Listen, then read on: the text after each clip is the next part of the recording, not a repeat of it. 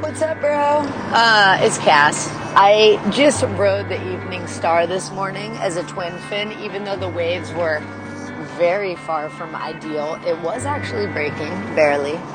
And I set it up as a 20, and I was just like, forget it, I gotta get this thing in the water. And I was so impressed with how fast it was in such small waves and how loose and responsive it felt off the tail while also having like drive and trim. It was so dope.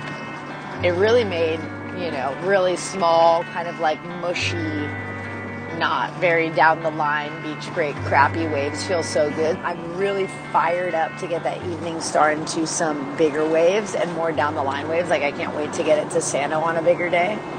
But I was like, again, so impressed with that thing. Loved it. And yeah. So just wanted to give you that feedback. Feel into it. I'm kind of in and out of meetings today driving around. Buzz me back whenever is clever. And talk to you soon, bro. Bye.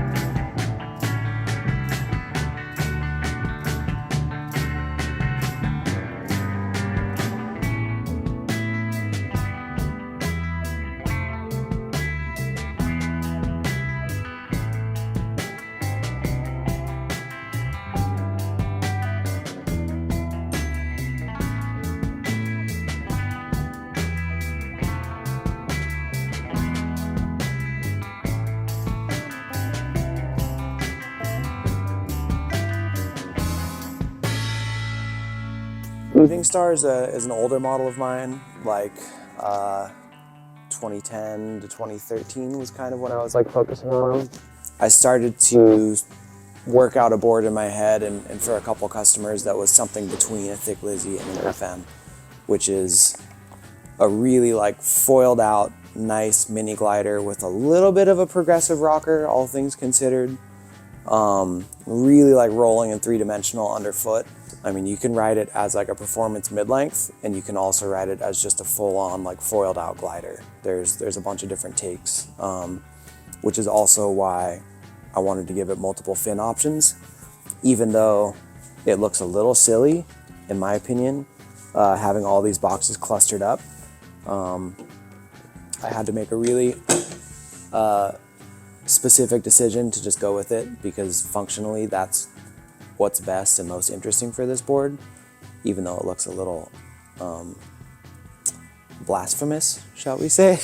That's a lot of fin right there. Just looking at the outline alone, like, you could tell like, oh, that's a sweet single fin, right? Like, that's kind of the thing, is like visualizing the FM for the last number of years. That's what I've been surfing for the last 5 years straight. Every time I look at it, especially with longer ones, I'm like, man, that is a clean looking single fin with 2 fins. So for me, it was like, okay, let's do the Evening Star, which the rocker comes out of the FM. So it's very similar. The V comes out of the FM. The bottom shape is very close to the FM. Why not just throw a single box in there for people that prefer that? There's a huge trend, as we can all tell, towards twins in mid-lengths. But for me, I mean, the single fin is still, end of the day, just like primo, especially for mini glider type boards, which this is. So I just figured that the option should be there for those of us that don't specifically want to try a twin, but I figured putting it all together would make a really, really nice approach for people that weren't sure or wanted to pick apart the differences or try a little bit of everything. If I were switching fins and riding it both ways, I would say when it's real small, go single fin, and when it gets a bit better, go twin. To me, that's the dividing line. I wanted it to kind of bridge within the context of Love Machine, what I'm putting together there, I wanted it to bridge the longer end of the mid-length spectrum, which is what I surf most of the time. It's kind of funny, not everyone, but most people will get like a mid-length and be like, okay, a 7.2 is sick, now I want a 6.6. I'm like, well, now it's not a mid-length anymore. Like, you just shot yourself in the foot. I'll do it, but I always find it very funny. It's like, well, now that I got what I want, I want to shrink it down even smaller. I'm like, the idea was larger. So like my whole thing is always about making a big board feel smaller. That's my goal. So like these things, even if they measure 8.1, 8.8, they surf much smaller than you would think. If you've ridden, say, some other 8.1, and you're like, oh, I've had an 8.1 before, like this will feel very different. Like this is not something, in my opinion, that's already out there or sensationally like through your feet and your body, what you're getting out of it when you're surfing it, you're not going to get it from another board that measures the same. That's why I put them out there, I think, and it's hard for me to say that out loud because it sounds like really like proud, but I don't like making like overlap. I don't like making boards that already exist. I feel like if they're already out there, why would I make one? So this is really like, in my opinion, a unique sensation and a unique feel, and I'm getting something different whenever I surf this that I'm not getting on another board. So the Thicklizzy fin, for a long time, I had just been doing the V-bowls, was my only center fin with True Ames. And that was a little bit limiting in that it's a really beefy, like bassy, thick, wide fin. Really good for the V-bowls and wide tail stuff and guys with like a heavier foot. But I also really have an affinity for narrower fins. So when I was doing the Thicklizzy fin, I wanted to pull a little bit off of like the best narrow fin ever, the little fin. So I basically just tried to like slender the whole thing up. I took the V-bowls template and basically pulled in the trailing edge and then swept it a little bit. So just kind of slendered up the whole thing so that it would have still a pretty solid base to push on, because I still like pushing on a single fin, but enough narrowness and flex in the tip for it to load up and sling. So I just wanted the Lizzy fin to be really good for a lot of different mid-lengths and cover a lot more ground within my single fin range than the V-Bowls fin does, which was pretty limiting. I would go like an 8 to an 8.5 for almost any of the Evening Stars. You don't need a ton of fin. It's a pretty narrow tail, all things considered. So you don't need like a 9-inch fin. You can ride one, especially on the bigger ones, but the 8.5 I think is big enough for any of these.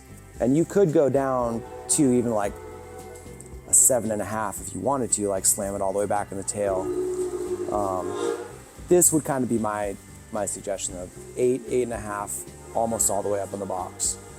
I wanted to design a board and a fin set together, and I wanted to explore like two main areas that I saw as giant black hole in like surfboard design, and that was, what is a surfboard supposed to do between 8 and 9 feet? What is that? Like, what's going on there? And can I start to define it for myself and do something different? I was really enjoying Neil Purchase Jr.'s duos. He suggested I try his setup, and I felt something very new compared to all the single fins that I was riding. I was only riding single fins for years and years before that. And I was really stoked that I felt something single fin-ish, but with a lot more spice to it.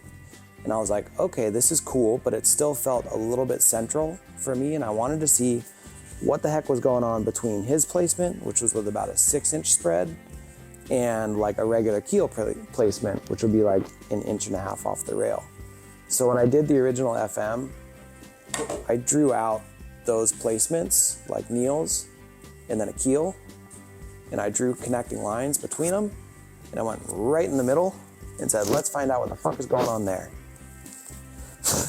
And then with the fins, it was exactly that same, like, let's see the ends of the spectrum and figure out what's in the middle. So I took like, I think it was a Smith Parrish narrow base and a full-on like Hobie keel, and laid them over each other and literally drew a line down the middle that intersected what was in the middle of those two fins. And that is still the same fin. So the whole board to me was like probing blank spaces.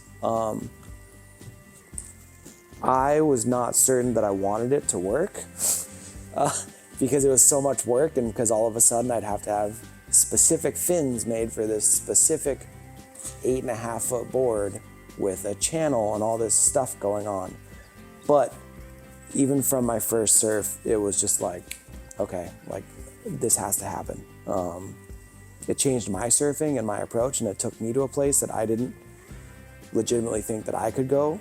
And I was really stoked on that. I was like, well, shit, I've got to make these now.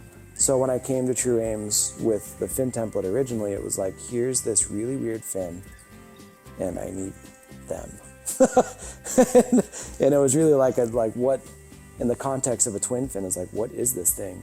But it starts to make a lot of sense when it's in the position that the FM and the Evening Star share. It's an odd twin to sit all the way on the rail. It makes a lot more sense when it's like 2 inches off the rail. And now I live on this fin. This is the one.